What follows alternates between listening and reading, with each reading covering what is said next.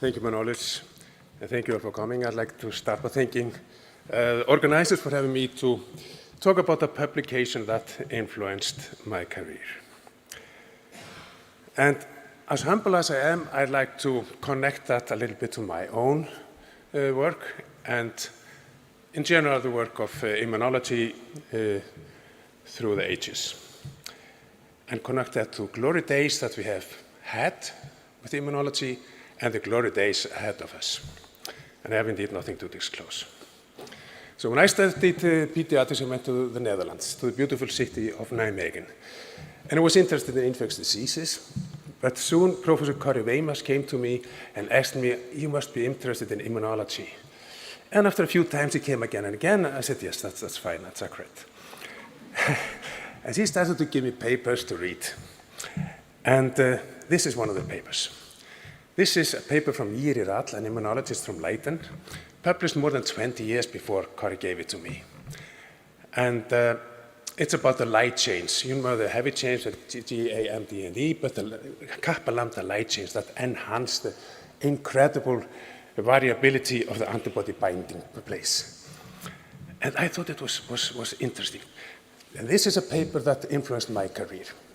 It is in a time when they still were using electrophoresis to measure immunoglobulins. That's ages ago. And I am absolutely sure, I'm totally convinced that no one in this audience has ever seen this paper, let alone read it. But it influenced my career. And eventually I went on to do a PhD study and on immunoglobulin light chain ratios. We established a method to measure it, found reference values and measured it in several diseases in children. And these are several publications from that thesis. And as sure I was with the first one, I'm even more certain that none of you have ever read this paper. Not even Valtýr, and I've given him this thesis twice. I mean, who would want to read a paper on how to measure immunoglobulin light chains, published 30 years ago in Annals of Clinical Biochemistry? Give me a break. But I would like to, as humble as I am, connect this to the bigger Saga. And I said that it was in the early days of immunology. Nothing is less true. Immunology has, of course, been with anti-infectious diseases with the human race forever. This is 3,000 years ago in China. They were fighting smallpox. And they knew already then, you get it once. If you survive, you're saved. So they figured out this method where they collected fluid from the vesicles. They probably heated it and then introduced it to nostrils of healthy people. Some would get smallpox and die, but many would recover. This may have been the first wholesale vaccine ever. And they were, of course, fighting smallpox. And smallpox is a horrible, horrible, horrible disease. Death rate more than 30%. In the last century, the human race killed 80 million people in war and armed conflicts. 80 million people were killed in armed conflicts last century. 300 million died from smallpox. And we don't have it anymore. So it's a glorious, fascinating success. It was in Iceland, of course, came several times. This is 1707. Poorest country in Europe at that time, 30 or 40,000 souls living in this rock in the Atlantic Ocean. 25% died, most kids and young adults. A couple of decades later, Mary Montagu came back from the Ottoman Empire to England and brought with her what she had seen in the Ottoman Empire, where they were also collecting fluid from vesicles from people with smallpox and introduced it to wounds in healthy people, trying to prevent this disease. She wanted to do tests in England. That was difficult. Can you get volunteers for this test? Yes, you can. Where do you find them? You find them in prisons. You find them on death row. Mike, next Thursday we're going to kill you. Remember, you did something. Yeah, I remember. Yeah. So if you're willing to take a part in a medical study and you survive, you're good to go. What do you say? That's how it went.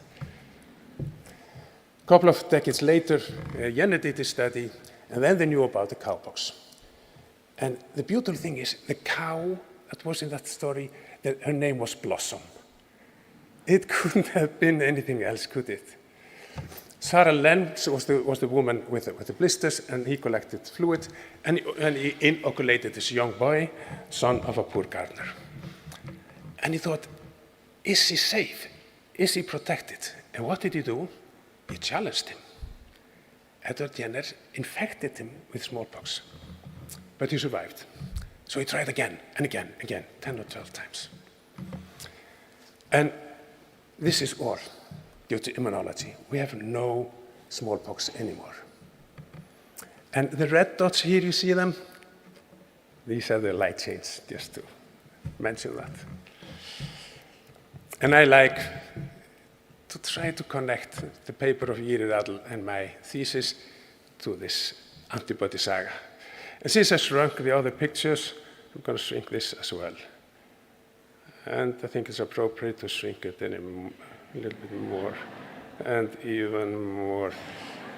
And the program didn't allow me to shrink it anymore. And so this is where we are now. Now we have this beautiful immunology, and we have all this information. And now we are building antibodies against everything. It has to be made extremely accurately, no mistakes. ATTC, CTTC, and you make something like this, something beautiful like this. But it's like a typing error. Miss 2 letters,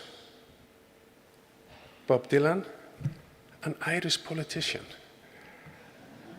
As much as I love Ireland, politician rather than Dylan, no, not in 1,000 years. So now we have these monoclonal antibodies, and there is new coming like every week or every day, I don't know what. We have monoclonal antibodies against infections. We have monoclonal antibodies now against RSV.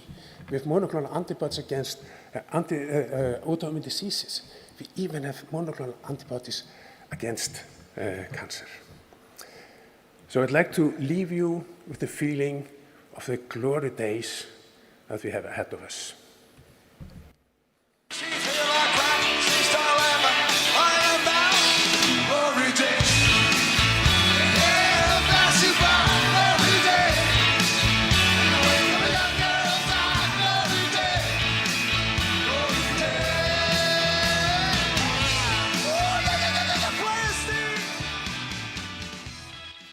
Thank you all for your attention.